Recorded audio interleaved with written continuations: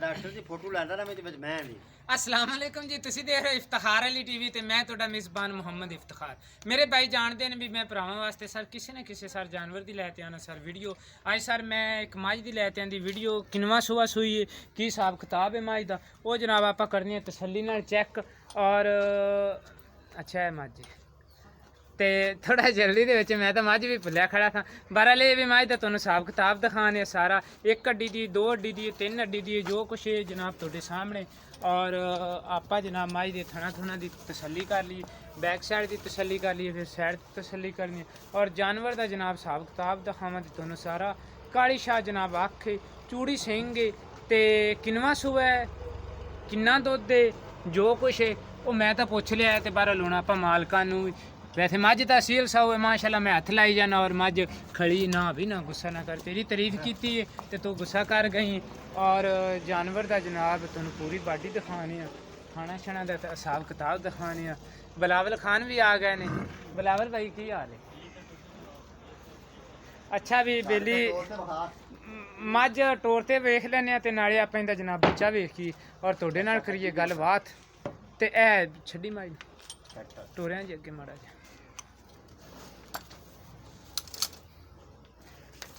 हाँ जी की हाल है जी मिमरा?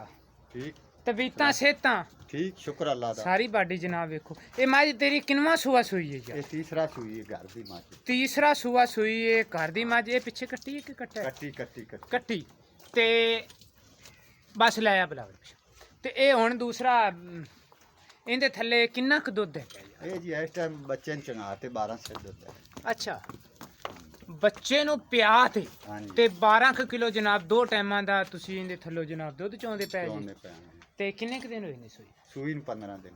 सूई नूं 15 दिन हो गए। हाँ ते इंदे कोई प्यार मोहब्बत वाला केड़ा रेट है ना ऐ ही है ना बच्चा? हाँ कट्टी थोड़ी जी कट्टी दा आपां एस्टीमेट लाइए, अंदाज़ा लाइए भी किन्ने दिन होए ने जनाब इंदी कट्टी सूई नूं, मझ सूई नूं सॉरी। थोड़ा जिहा जल्दी है ना, जल्दी ते बंदा थड़कदा है।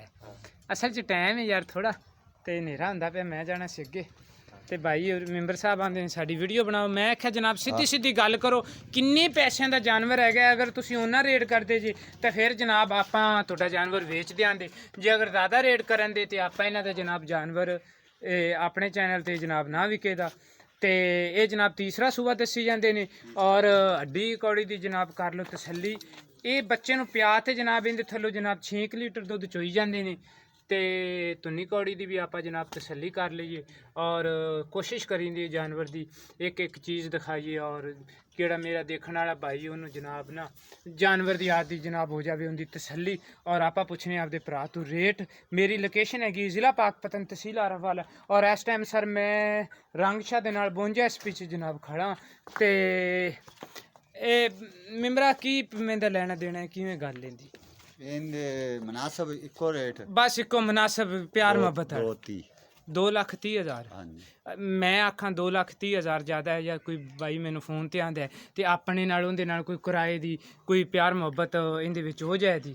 मैं रेट तो मुनासिब कीता बड़ा, लेकिन फिर भी वो बाहर दे जिले चों आंदा है तो चलो आपां कोई इंदे नाल उहदे नाल कंप्रोमाइज़ करांदे। कर लां ठीक हो गया सर। मैं उम्मीद रखां दा भी मेरी अज वाली एह्कड़ी वीडियो सर तुहानूं आवे दी पसंद। सर तुहानूं पसंद आ भी तुसीं इहनूं लाइक भी करना, शेयर भी करना और इफ्तिखार अली टीवी नूं सर तुसीं सबसक्राइब भी करना। किहड़े मेरे भाई नूं ये जानवर होवे सर पसंद, सर वो मेरे नाल कर सकदा राबता 0318 065 83 91। इसे नंबर ते जनाब मेरे चलदी व्हाट्सएप और इसे नंबर ते जनाब चलदी मेरे ईमो। इंशाल्लाह मिलांगे अगली वीडियो च। पाकिस्तान जिंदाबाद।